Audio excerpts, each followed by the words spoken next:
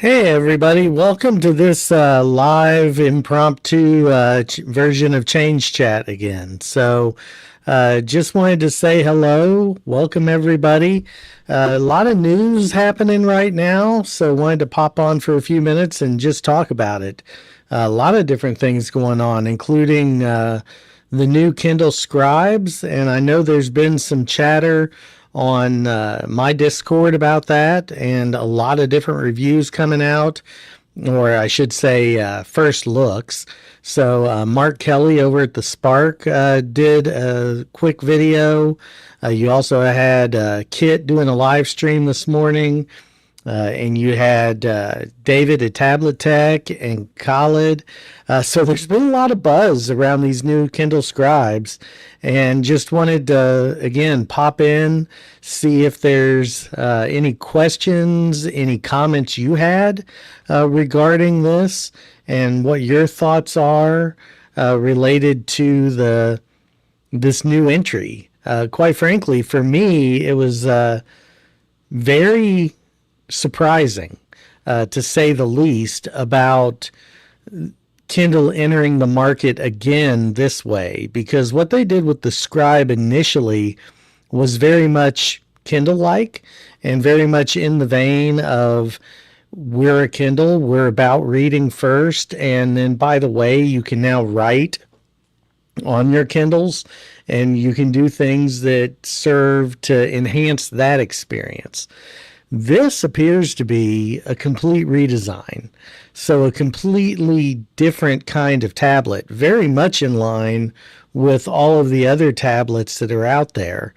And I think that that's something that is going to upset the market in some ways, or it has the potential of upsetting the market, primarily because this ups the amount of potential users, and it also creates even more of a discussion around the future of EMR technology, because by Kindle going in the opposite direction of Remarkable, and even in some of their marketing materials almost taking a swipe at Remarkable for kind of the way they're doing things. The idea that this is an EMR pen, that this is a passive stylus, the idea that it's thinner even than some of the past iterations, that you're getting a closer ink to stylus distance, and all of that creative stack. It also shows that they're looking at playing into a different market than they were initially, which was this idea that, again, they're going with a no front light version, they're going with a front light version, and then they're going with a color version.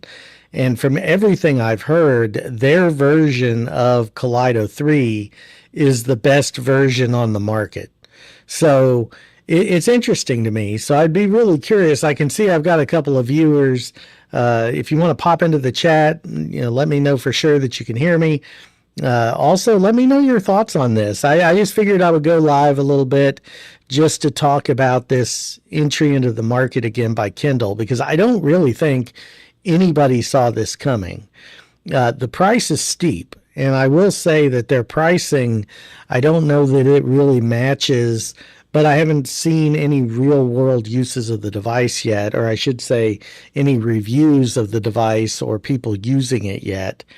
So it could justify the price, especially if now you're able to natively put Word documents and PDFs and EPUBs on the device and work with them instead of having to convert them first to a Kindle format. I think that could be a game changer for the way that this device works. And this idea of workspaces for notes, instead of it being all locked into the Kindle ecosystem, if they're making this at least a semi-cross-platform device, I don't think you'll ever see them embrace where you can have Kobo books or anything like that on it and have an app store that does that. But I do see them as potentially opening it up for EPUBs. and PDF books and other ways of getting things onto the device, and then having direct access to OneDrive and Google Drive and some of those cloud services, I think could really make them an interesting proposition. So again, drop something in the chat. I can see several of you watching. At least let me know you're there so that I know you're hearing me okay, because I'll go back later and edit this out. But just wanted to, keep talking about this a little bit because I do think, oh, there we go. All right, Parmesan, great to see you. 4 listeners, 6-year-old Amelia Rose is listening with me. Awesome. Well, hello, Amelia Rose. Nice to meet you virtually. Appreciate that. And yeah, I really do think that this is a huge potential disruption to this market, especially when you see this move away from EMR. Yeah, thanks, David. I didn't know until I went back in post that I was having microphone issues. I knew that I was showing a good gain, but unfortunately, I think it's just, I love these small mics that I have, and I've used them on several unboxings, and they work wonderful when I use my phone. But the minute I plug them into my PC, it gives me a distortion and a crazy effect. So I'm trying to clean up that audio and eventually replace that one. But anyway, that's behind the scenes. So, and great to see you, Aaron. Thanks for popping in. We were just talking about the Kindle and the new Scribe and how I think that it could be a real disruption to the market. I think that there's now been a very clear line in the sand drawn between those who use oh, you're welcome, Parmesan. Yeah, I've got ours are a long way from being that young anymore. Our youngest now is 15. So we've got 15 all the way to 27, and we have 4 boys. So I'm glad that you enjoyed hearing her name on YouTube. But yeah, so I think that you have this huge divide going on between EMR and active. And I think that Remarkable throwing their hat into the ring here, or not Remarkable, excuse me, Amazon throwing their hat into the ring here behind the EMR side of things and going with an 11-inch device. To me, this is a potential Remarkable killer. Not in that it does all of the same things, because it doesn't, but it does a lot of them. And in some cases, it may even do more because of the reader functionality and how good that's natively going to be on a Kindle.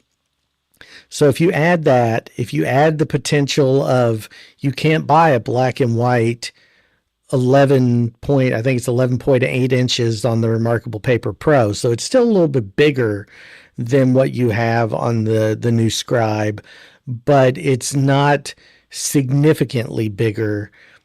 Although on the diagonal, it's definitely noticeable. But I think going up almost a half an inch from the 10.65 of the Manta and going up a full 7 inches from or 8 inches from the 10.2 inch on the original Kindle Scribe is going to give them a lot more real estate. And you have other options. So you have black and white. You have black and white with the front lights. You have black and white, or you have color with Kaleido and their own version of Kaleido, which, like I said earlier, seems to be better than everything else from everything I've heard, all the reviews I've seen. Anyone who's talked about this, the Kindle Colorsoft, has said the colors are just so much more vibrant on that Kaleido screen than anywhere else. So it'll really be interesting, but fire in some comments. Let me know what you think. I still don't think productivity wise, because it's such a closed ecosystem, that it's competitive completely with Books or Supernote yet. But I think it's definitely getting there. I think it may be a ViWoods killer as well, because their organizational tools are just not there yet. And if you have these really cool workspace components of the Kindle. And if you're truly allowed to save any document to any directory in that workspace, that makes it function very much like the Supernote as far as what you're getting. Well, and David, I agree. I think the price is too high based on what I've seen so far. On the flip side of that, though, the Remarkable is very high. So I don't know if their main price competitor is Remarkable, and you're talking about the functionality that you get with Kindle and the functionality that you get with a highly customized e-ink stack with EMR and an optimized Kaleido screen. I don't know. Again, that's not in my price range. I think that when you look at, you can pay $40 more and get a Note Max, or $20 more maybe and get a Note Max. That's a big deal. Now it doesn't have a front light, and of course you get color for that price, but on the Kindle. So I mean, it really just depends. And then Aaron says, I think these prices are just what we'll see out of new devices moving forward. And David says he loves the BOOX 4C. Yeah, I mean, I think that prices are just going to go up, but that depends too. I mean, one thing about Amazon entering the market is that this is their initial launch price, but they always run steep discounts. The original Scribes are going way down in price. I looked at those earlier today, and you're looking at somewhere in the realm of sometimes 25 to 30% discounts on those. And I think this might help the market move. One thing I've always said is that the reason this market is so stagnant is because you're not getting mainstream adoption. Even with the BOOX Palma, even with some of the BOOX products, they haven't really hit full force, and Remarkable's been the biggest player as far as sales of one unit, one device. And I think that Kindle doing this in a very purposeful way by having multiple devices all in the same size format, but with different use cases, is a signal that you may see more of this coming. Kobo may do a refresh, and you never know what they're going to end up with. But yeah, I mean, I'm interested. I'm interested enough to think about not buying the Color Soft, because even the Note Air 4C isn't my cup of tea. I liked it. I liked working with it. I think it's a great device. I'm just not overly impressed with color. I will do more content on that, and right now Trey has it and he's evaluating it. I asked him to take a look at it as an engineer and let me know what he thought. But so color is just not my thing when it comes to note-taking devices. And that's just kind of where I've landed. All of my note-taking devices are primarily not front lit and with just black and white. Let's see. Aaron says, I'm buying both the Color Soft and the black and white Scribes. More power to you, sir. And let me know which one you like better. I think that's going to be the interesting piece, because if I remember right, and correct me if I'm wrong, Aaron, but you started with a Scribe. That was kind of your entry path. So for me, mine was the Supernote, so I have an affinity for the Supernote. BOOX, I think, is a close second when it comes to functionality and the way I use devices. ViWoods, I think, is a distant third. It's just not got the organizational power that I need it to have, and I think that that's where they're struggling the most right now. And then I didn't even look at things like the Scribe and the Remarkable, because I didn't want to get trapped into those ecosystems that way. And I think that that's really an important piece, to really know what you're looking for. And Aaron says, I did, and my wife daily drives the Scribe now. Yeah, I saw that you had her daily, or that she had kind of taken that over. And I think that's really cool. And I think that, I think that Kindle was very smart. Amazon was very smart here to not double down on the existing Scribe, but to reimagine it. And I think that's something that is going to only help them and help move the market forward. And it being EMR, all of that stuff is really going to make some changes.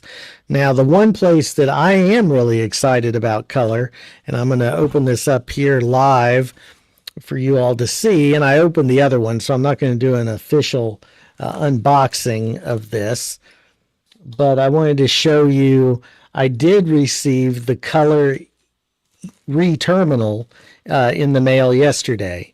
So for me, this is I unboxed and kind of debuted when they launched the re-terminal black and white, but I'm really interested in the Spectra 6 panels.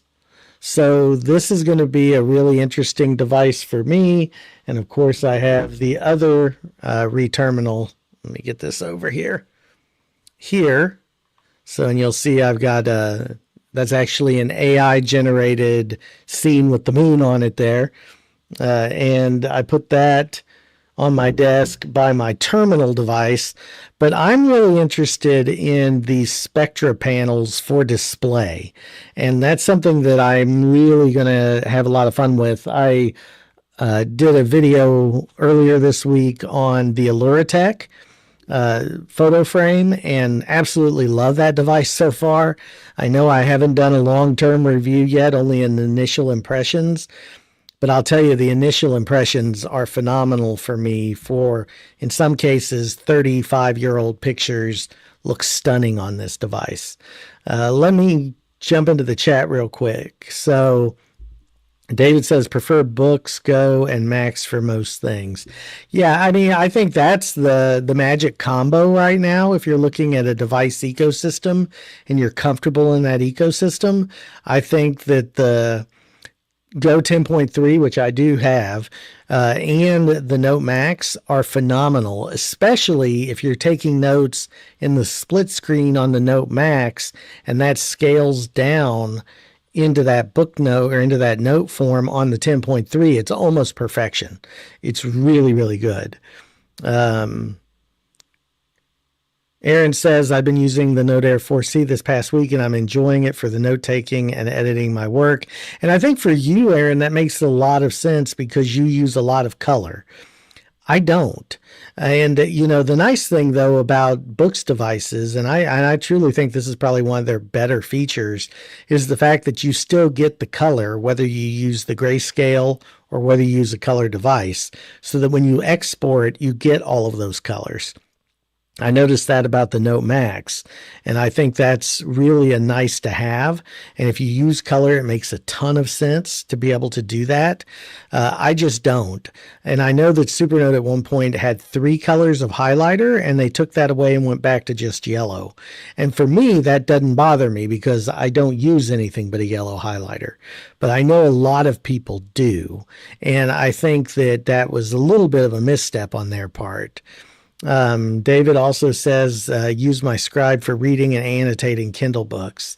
Yeah, and I think that that makes a lot of sense as well. Although, I'll be honest with you, David, with the new digest functionality on the Supernote, you can copy and paste passages out of your Kindle app now into the digest and add handwritten and typed annotations there.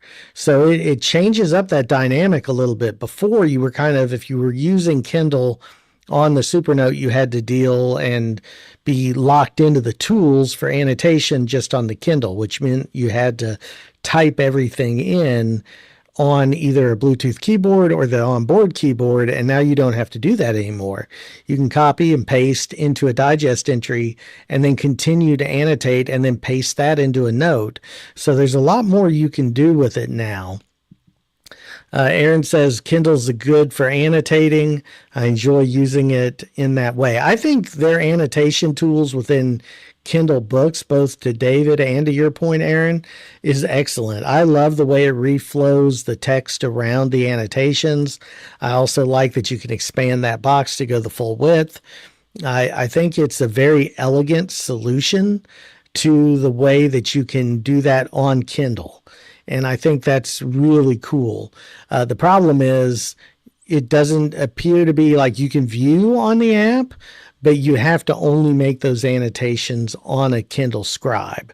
So I think that that's going to be kind of what are they going to do now? What's the next thing? They're talking about a new app experience, but are they going to take that to the next level and do something like Supernote does, where you can have all of your annotations, all of your cross-functional things on the app, or are they going to keep it device specific?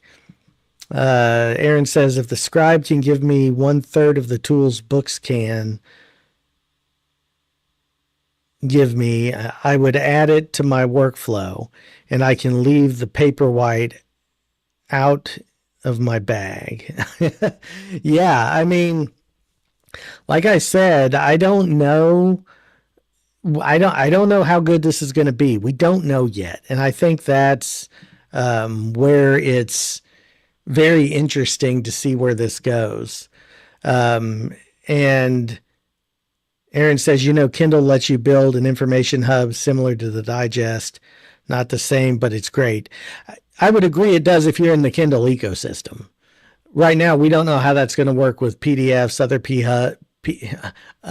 EPUBs, or anything like that. So I think you're right that if you're in the Kindle ecosystem, the way these workspaces look like they're going to be, and the way it allows you to maybe sort by color and sort by type, could be really interesting, and probably the closest thing to the Supernote Digest of any competitor, because BOOX has the book notes, which are great, or the reading notes, which are great, but they tie it to one source.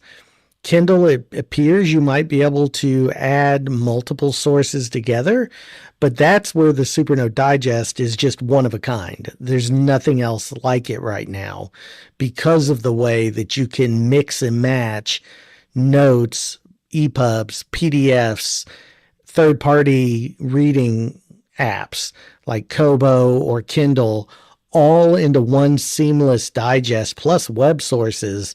I mean, a million things. The only frustration point I found there, and I don't think it has anything to do with the digest itself, is that if I'm on a publisher's book, so an e-text that I've given to my students, and I'm on that e-text publisher site, they have a way to block the copy paste. So I don't know what that is or how to get around that, but that would complete the functionality for me. And Aaron says, and now with grouping highlights by color, yeah, it does take it to a new level if you do that. Again, it's all about your use case. And if you use different colors for different things, that is a huge functionality boost. And I would agree that I think that it would just be awesome to be able to do that. And then David says, my workflow just won't allow for just one device as an educator. No, and I agree. I think that, well, I don't know about, do you mean being trapped in one ecosystem, David? Is that what you're trying to get at? Because I'm an educator too, and I think that that's why I've stuck with the Supernote the way I have, thinking that something like the Digest was going to come along. And then I've made extensive use of some of the BOOX tools because of the fact that you could use different readers. Well, on Supernote, once they allowed side loading, you were allowed to do that too. So it's really interesting to me. I'm curious.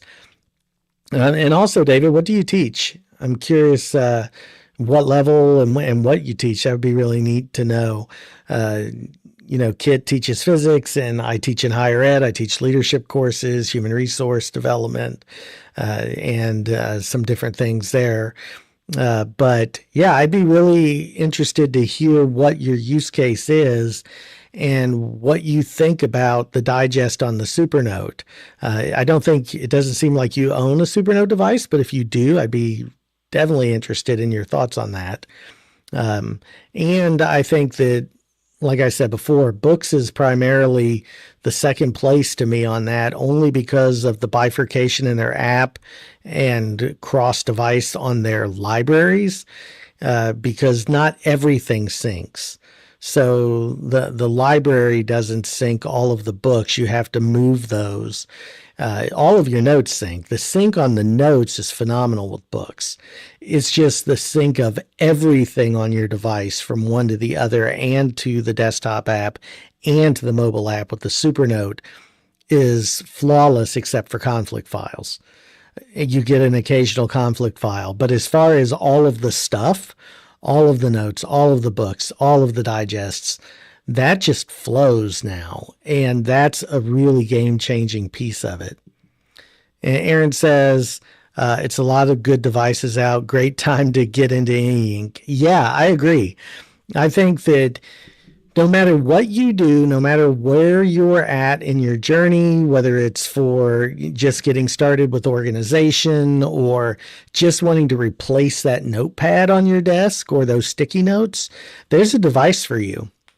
And I think that's what's really great about it, is that you can find one, and it doesn't have to break the bank. I mean, most of them are pricey.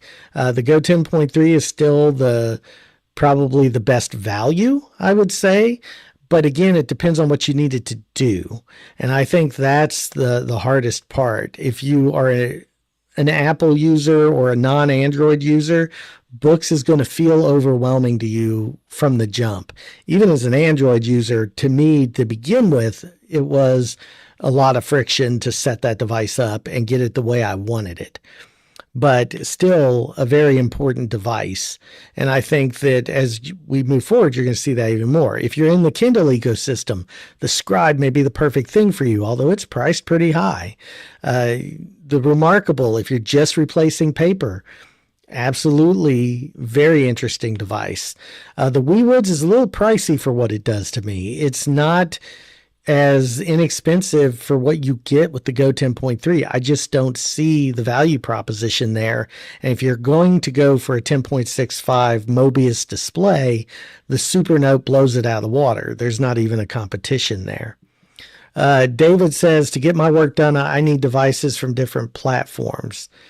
Oh, you're an English teacher. One of my favorite, my 10th grade English teacher actually, I don't know how old he turned the other day, but he was in his 30s when he taught me, and I'm 51, so it's been a while. But my 10th grade English teacher had a birthday the other day, and one of my favorite people. So English is a fun subject that I used to not enjoy until I hit 10th grade. And then I really kind of caught fire and fell in love with it and took advanced comp, and creative writing when I got to college. So really just enjoy it a lot. Not a huge fan of dissertation writing, but I did that. But I do still love to write, and that's why I write my blogs and all of the other things that I do. But yeah, so I mean, the fact that you've got different devices, that makes a lot of sense if it fits your needs and your workflow. I don't really think there is an all-in-one device out there. The closest thing would be BOOX. And I just don't think even then that they quite nail the all-in-one, because there are trade-offs for everything that you have to do.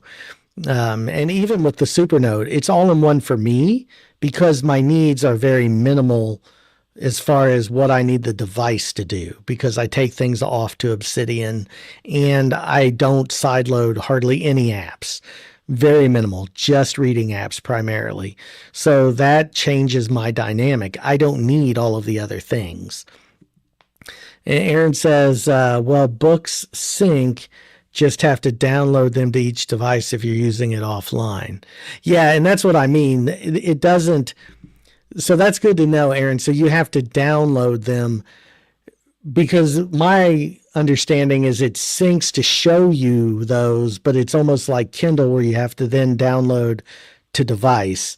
When it comes to Supernote, it saves all of those files locally. So like right now, if I open my Supernote partner app on my PC, the PDFs, the EPUBs, the notes, the digests, all of the hyperlinking, all of that file structure is mirrored locally on my device.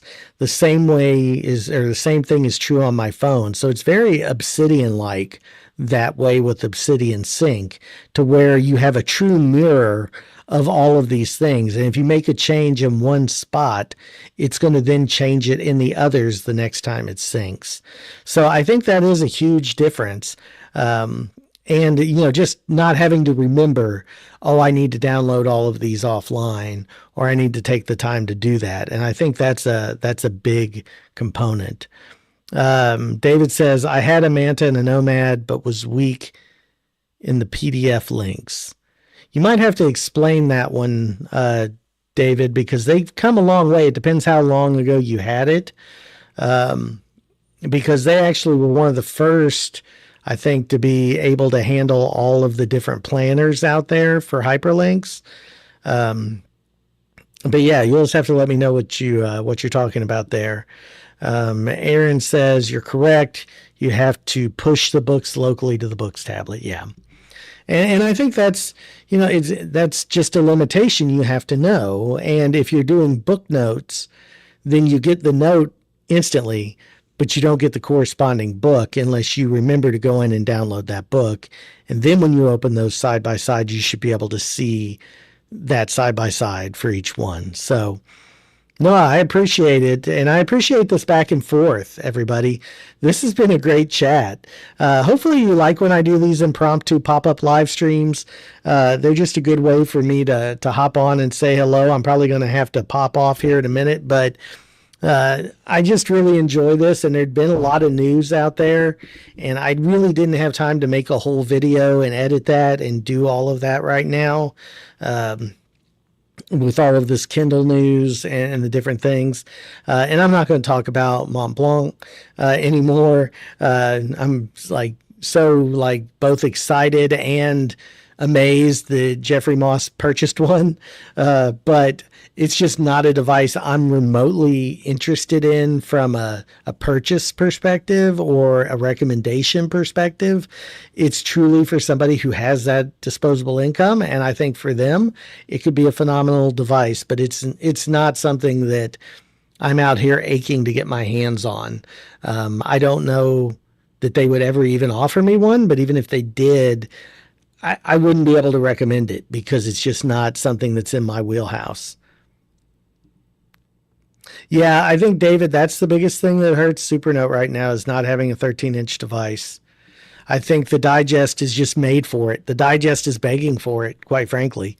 And to be honest, I've opened up my Supernote partner app on the Note Max, and it's really cool to interact with stuff on there because, again, their apps are cross-platform completely. So I can still type into all the text fields as far as not in notes, but in the digest, and I can view all my books. I can view all my links.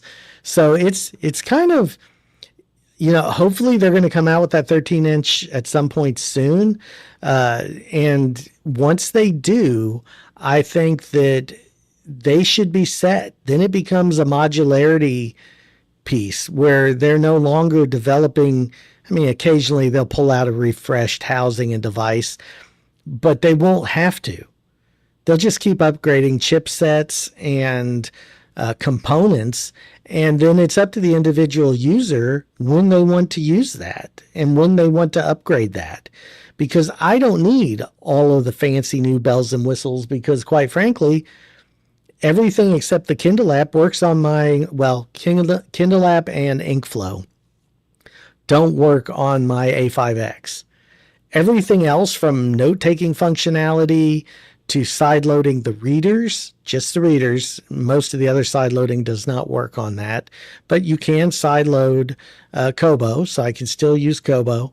And, those are all things, but all of the core functionality of the note-taking tablet, including the digest, works on my A5X, which is now a 5-year-old device. My device is 4 years old, and it's absolutely awesome. It just really is. And they just keep ensuring that backwards functionality, that backwards compatibility.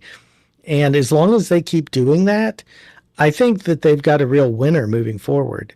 And David says, would love the digest. Yeah, and switch in a heartbeat. And I was a skeptic on the digest for a long time. I just didn't use it. I didn't hate it. I didn't dislike the old way it was, but it wasn't.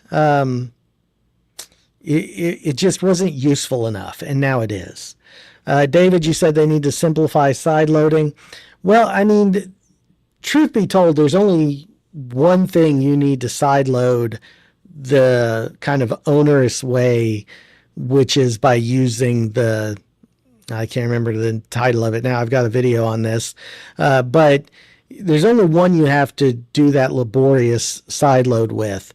But once you install F-Droid and then install the Aurora Store from F-Droid, then the Aurora Store just acts like a Google Play Store. Now, it's not Google Play. You can install Google Apps, but the Supernote doesn't support Play services, so you're still not going to be able to do that. But it works exactly like Google Play does. You go ahead, you search, you find your app, you install it, you go ahead and hit install, and it populates. So they're side loading, yes, when it first launched, and quite frankly, before I saw Kit Betts Masters install the Aurora Store, and before I knew that was a thing, it was onerous, and it was a pain, and it was awful, and I didn't like it. But again, I only needed Kobo, Libby, Kindle, which was already there, but I actually updated the version of Kindle from the Aurora Store, and Nook. So I went ahead and got all of those. And I got Press Reader and a couple of other apps for reading. And then I sideloaded just a few browsers just to check them out. But the idea being that all of those things, if you install those two apps, the hard way, actually F-Droid really is the only one you have to install the hard way, then everything else is just search, push a button, install, and it will tell you whether or not it's compatible with your device. And it just won't let you install it if it's not compatible. So and it'll do auto updates just like the Play Store. But all right, everybody. Well, I'm going to have to hop off of here, but thank you all so much for tuning in. Thanks for being here, and we will see you soon. Until next time, just keep on moving forward and have a great night. Bye now.